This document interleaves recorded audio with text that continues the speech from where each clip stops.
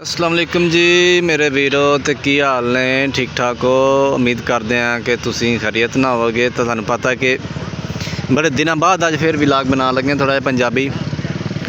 थोड़ी मसरूफियात सन, कुछ हालात ऐसे हो गए सन जिहदी वजह तो ना मैं मरबे गया ना किसी होर जगह ते गया ना कोई व्लॉग बनाया। इंशाल्लाह अज ये छोटा जिहा व्लॉग बनाने लगे। इस तो बाद फिर अगर शामी या कल जिदन भी मरबे गया फिर मरबे जाके आलूआं शालूआं के बारे भी वीडियो बनावांगे, कणक के बारे बनावांगे, सारे बनाते रहांगे।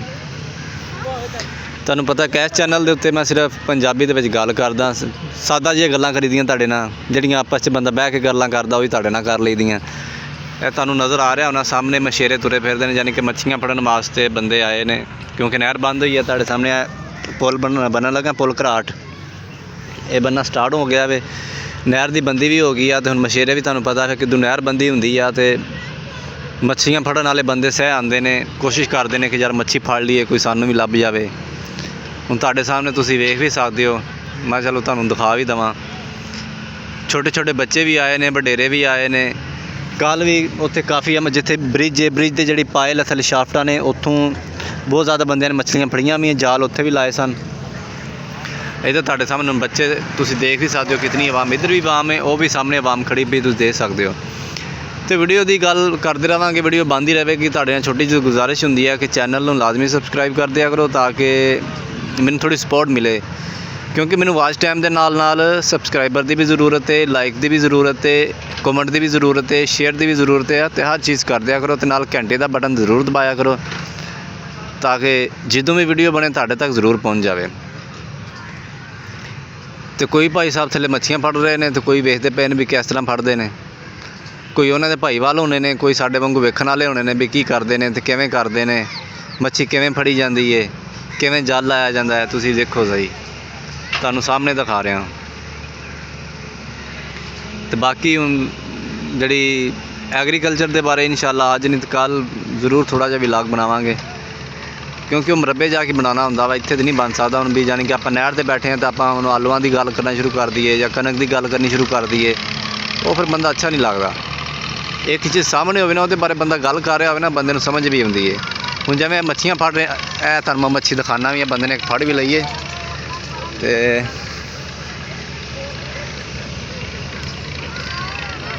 लाले इधर दिखाई ज़रा मच्छी, ओ लाले मच्छी दिखाई ज़रा, ए चेक करो जी, नज़र आ रही है तुहानूं, ए बंदे ने मच्छी पकड़ ली है।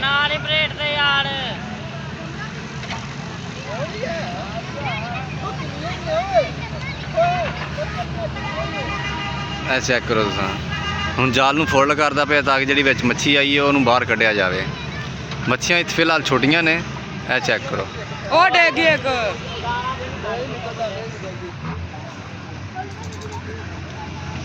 ये छोटियां छोटियां मच्छियां का की फायदा वे? नहीं इनू दोबारा तुसी पालदे हो या वैसे ही बस हैं?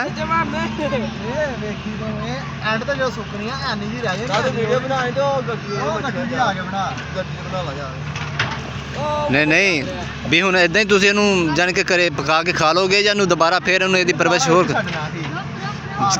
अच्छा अच्छा चूल्हे ते, अच्छा चूल्हे का फार्म, वो तो फिर दस्ती हो जाता ना। ए तुसी चेक करो यार, नज़र आ रहा वे?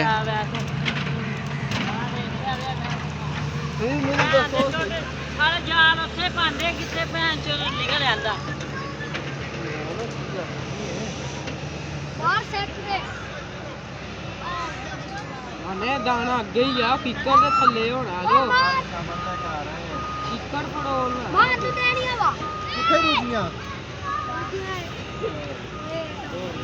ओ दे चा तारे वाली चली काटा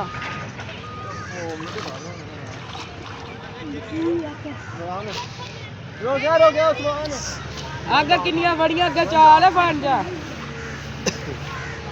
हेलो अगर 4-5 बड़ियां ही है।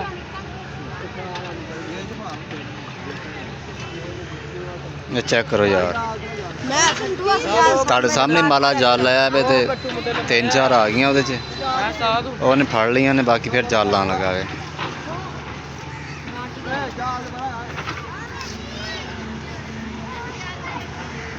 ਚੈੱਕ ਕਰੋ।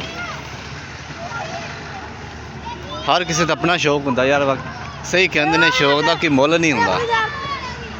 ਇਹ ਦੇਖੋ ਤੁਸੀਂ।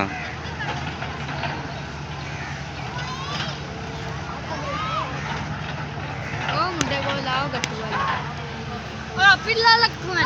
ਉਹ ਸਾਹਮਣੇ ਇਹ ਮੁੰਡਾ ਗੱਟੂ ਲਈ ਪਿਆ ਵੇ, ਇਹਦੇ ਚ ਪਹਿਲਾਂ ਹੀ ਪਕੜ ਕੇ ਨਾ ਪਾ ਲਈਆਂ ਨੇ ਭਾਈ ਰੱਖਿਆ ਤੇ ਜਾ ਕੇ ਖਾਂਦੇ ਆ ਕਿ ਫਿਰ ਇਹਨੂੰ ਬੜੀਆਂ ਕਰਦੇ ਨੇ। ਪਕਾਉਂਦੇ ਆ, ਦਸਤੀ ਪਕਾ ਲੈਂਦੇ, ਅੜੀਆਂ ਅੜੀਆਂ ਦੇ ਚ ਕੋਈ ਨਿਕਲਦਾ ਹੋਣਾ। ਉਹ ਵਿੱਚ ਦੁਆ ਕੱਢਦੇ ਆ ਕੱਚਾ। ਬੁੱਲੇ ਮੈਂ ਵੀ ਆਵਾਂ। ਇੱਕ ਨਾਲ ਜੁੰਡੀ ਹੋ ਜਾਲ ਦੇ। ਇਧਰ ਆ ਬੱਚਿਆਂ ਦੇ ਬੱਚੇ ਚਾਦਰ ਲਾ ਕੇ ਲੱਗੇ ਪਏ ਨੇ।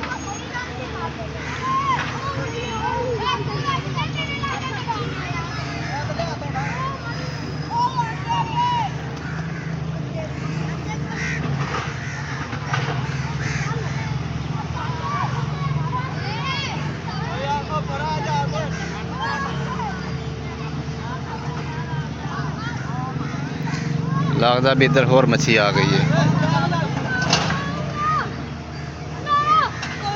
ਜਾਲ ਜਾ ਗਈ ਫਿਰ।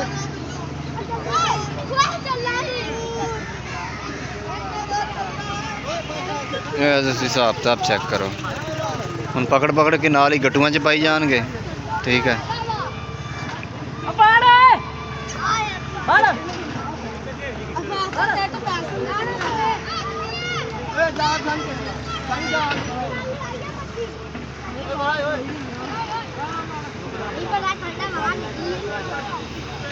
ਜਾਲ ਨੂੰ ਫਿਰ ਕਲੋਜ਼ ਕਰਨ ਲੱਗੇ ਆ, ਦੇਖਦੇ ਆ ਕੀ ਕਰਦੇ ਆ।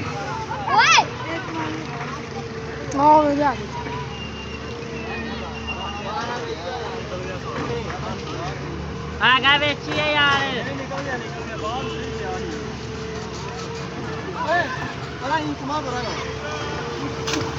ਚੱਕ ਦੇ ਆਣੇ ਆ। ਵਾ ਫੜ